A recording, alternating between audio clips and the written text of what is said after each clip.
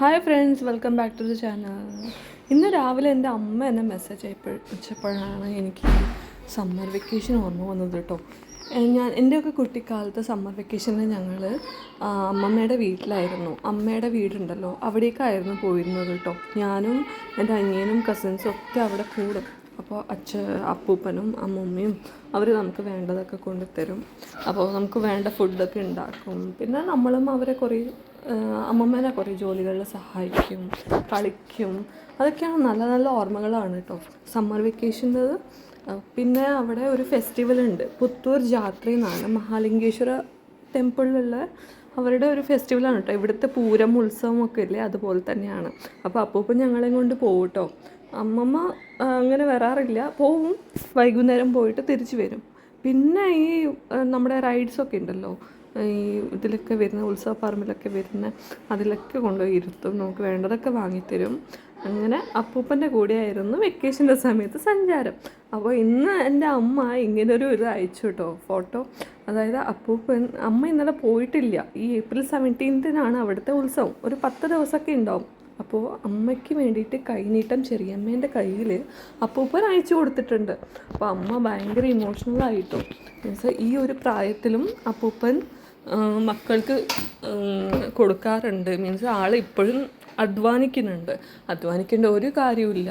Means ആൾക്ക് നന്നായി നോക്കുന്ന മക്കളാണ്. പക്ഷെ ആളിപ്പോഴും നല്ല എന്താ പറയുക, ആക്റ്റീവാണ്. ഈ സൈക്കിൾ എടുത്തിട്ടൊക്കെ പുറത്തേക്കൊക്കെ പോവും. നമ്മൾ പറയാറുണ്ട്, അമ്മമ്മയോട് പറയാറുണ്ട്, അങ്ങനെ അയക്കല്ലേ എന്ന് പറയുമ്പോൾ പറയും ആൾക്കതൊരു ടൈം പാസ്സല്ലേ, പോയിട്ട് വരട്ടെ എന്നൊക്കെയാണ് പറയുക. ഉത്സവത്തിൻ്റെ സമയത്ത് എല്ലാവർക്കും കൊടുക്കും കേട്ടോ, മക്കളും പേരക്കുട്ടികളും എല്ലാവർക്കും. പിന്നെ ഞാനും എൻ്റെ അനിയത്തിയും കല്യാണം കഴിഞ്ഞ് പോയി ആയതുകൊണ്ട് ഞങ്ങൾക്ക് കിട്ടാറില്ല. പക്ഷെ അവിടെ പോയിട്ടുണ്ടെങ്കിൽ ഉറപ്പായിട്ടും കിട്ടും. ഇപ്പോഴും എൻ്റെ മക്കൾക്ക് വരെ കിട്ടാറുണ്ട്. അപ്പോൾ ഞാൻ പറഞ്ഞു വരുന്നത് അപ്പൂപ്പൻ്റെ സ്നേഹത്തിൻ്റെ ആണ് കേട്ടോ. ആൾ ഈ പ്രായത്തിലും സൈക്കിൾ എടുത്തിട്ടൊക്കെ പുറത്തേക്ക് പോകും. ആൾക്ക് ഭയങ്കര സ്നേഹമാണ്. ഞാൻ ആദ്യത്തെ പേരക്കുട്ടിയായിരുന്നു. അപ്പോൾ എന്നോട് എന്താ പറയുക, ഞാൻ ഉണ്ടായിക്കഴിഞ്ഞ ഒരു 4 കൊല്ലം കഴിഞ്ഞാണ് അടുത്ത കസിൻ ഉണ്ടായത്. അപ്പോൾ അത്രയും കാലം ഞാൻ ഇങ്ങനെ എന്താ പറയുക, അപ്പൂപ്പൻ്റെ കൂടെ തന്നെയായിരുന്നു. എൻ്റെ അമ്മേൻ്റെ കൂടെ നിന്നതിനേക്കാളും കൂടുതൽ ഞാൻ അമ്മമ്മേൻ്റെ വീട്ടിലായിരുന്നു പോയി നിന്നത് കേട്ടോ. അപ്പൂപ്പൻ എന്നെ കൂട്ടാൻ വരും ബസ്സിൽ.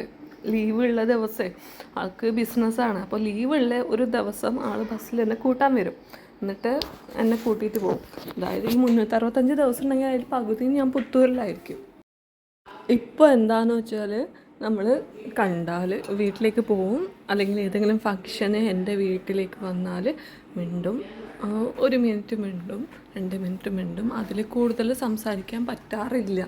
ഭയങ്കര സങ്കടമാണ് കേട്ടോ. എനിക്കത് ഭയങ്കര സങ്കടമായി തോന്നാറുണ്ട്. കഴിഞ്ഞ കൊല്ലം അവരുടെ വെഡ്ഡിങ് ആനിവേഴ്സറിൻ്റെ സമയത്ത് പോയപ്പോൾ കുറേ നേരം ഇരുന്ന് പഴയ ഫോട്ടോസൊക്കെ കണ്ട് അങ്ങനെയൊക്കെ വന്നു കേട്ടോ. അപ്പോൾ അമ്മൂമ്മ ആയാലും ഇപ്പോൾ നല്ല ഏജ്ഡായി.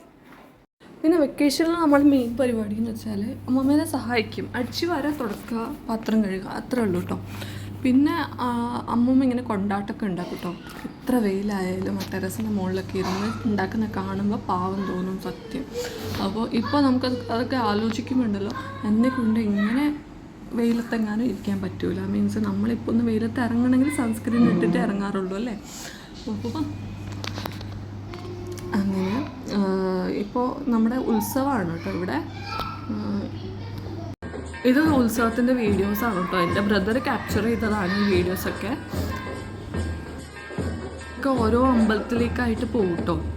മീൻസ് അടുത്തുള്ള അമ്പലങ്ങൾ, പിന്നെ മെയിൻ പോയിൻറ്റ്സൊക്കെ ആയിട്ട് ഓരോ ദിവസം ഓരോ സൈഡിലേക്ക് ദൈവത്തിൻ്റെ ഈ തിടമ്പേറ്റിട്ട് കൊണ്ടുപോകില്ലേ, അതുപോലെ തന്നെ കൊണ്ടുപോകും.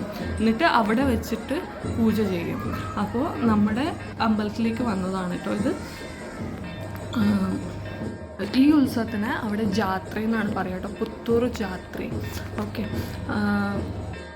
ഫേമസ് ഉത്സവമാണ് കേട്ടോ. പിന്നെ ഭയങ്കര പവറാണ് ആ ദൈവത്തിന്.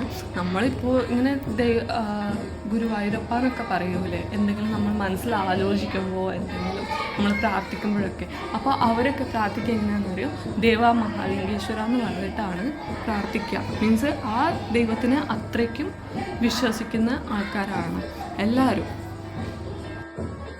ഞാനായാലും അങ്ങോട്ടേക്ക് പുത്തൂരിലേക്ക് പോവുകയാണെങ്കിൽ അമ്പലത്തിൽ കയറാൻ പറ്റിയില്ലെങ്കിൽ ദൂരത്ത് നിന്ന് അമ്പലം കാണുമ്പോൾ നമ്മളൊന്ന് തൊഴുതു പോകും. ബസ് പോകുന്ന റൂട്ടാണ്. നല്ല ഭംഗിയല്ലേ ഈ തിടമ്പ് ഏറ്റിട്ട് വരുന്ന കാണാനല്ലേ. ആ ഒരു ചേട്ടനില്ലേ, ആ തിടമ്പ് എടുത്ത് വരുന്ന ആളില്ലേ, ആൾ നല്ല വ്രതത്തിലാണ് കേട്ടോ. അപ്പോൾ ആള് അത്രയും ദിവസം എത്ര ദിവസം കൊണ്ടുപോകുന്നു ഈ ജാത്രയുണ്ടോ, മീൻസ് 10 days. ഒരു കൊടിയേറ്റ് കഴിഞ്ഞാൽ കൊടി ഇറങ്ങുന്നത് 10 ദിവസം കഴിഞ്ഞിട്ടാണ്. അപ്പോൾ അത്രയും ദിവസം എവിടെയൊക്കെ പോകുന്നുണ്ടോ അയാളത് തലയിലേറ്റിട്ട് കൊണ്ടുപോകും. ഓക്കെ, ഇതൊക്കെ ഇപ്പം എനിക്ക് കുറേ കാലമായിട്ട് മിസ്സായിട്ടുള്ള കാഴ്ചകളാണ് കേട്ടോ. ഞാനങ്ങനെ എന്താ പറയുക, ഇങ്ങനെ പോയിട്ടുണ്ടെങ്കിലും അമ്പലത്തിലേക്കൊക്കെ പോകുന്ന കുറവാണ്. അപ്പോൾ കുട്ടികളാകുമ്പോൾ ആ സമയത്ത് നമുക്ക് ഏറ്റവും കൂടുതൽ കൗതുകവും കളിപ്പാട്ടങ്ങളും റൈഡുകളും ഒക്കെ അല്ലേ. അപ്പോൾ കുറച്ചും കൂടി വലുതായപ്പോഴാണ് ഇതിലൊക്കെ നമ്മൾ ഇൻട്രസ്റ്റ് കാണിച്ചു തുടങ്ങിയത്. അപ്പോൾ ഇത് നമ്മുടെ അമ്പലത്തിൻ്റെ ഉള്ളിലേക്ക് വന്നതാണ് കേട്ടോ ഈ ദൈവം.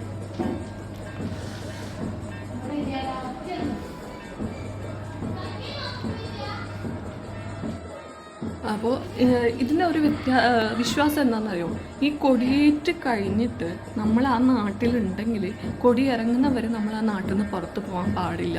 അപ്പോൾ അതിനിടയ്ക്ക് നമുക്ക് വല്ല പ്രോഗ്രാമൊക്കെ ഉണ്ടെങ്കിൽ നമ്മൾ എന്താ ചെയ്യാമെന്നറിയോ, ഈ കൊടിയേറ്റിൻ്റെ തലേദിവസം നമ്മൾ എവിടത്തെങ്കിലും പുറത്തത്തെ ഒരു നാട്ടിലേക്ക് പോകും.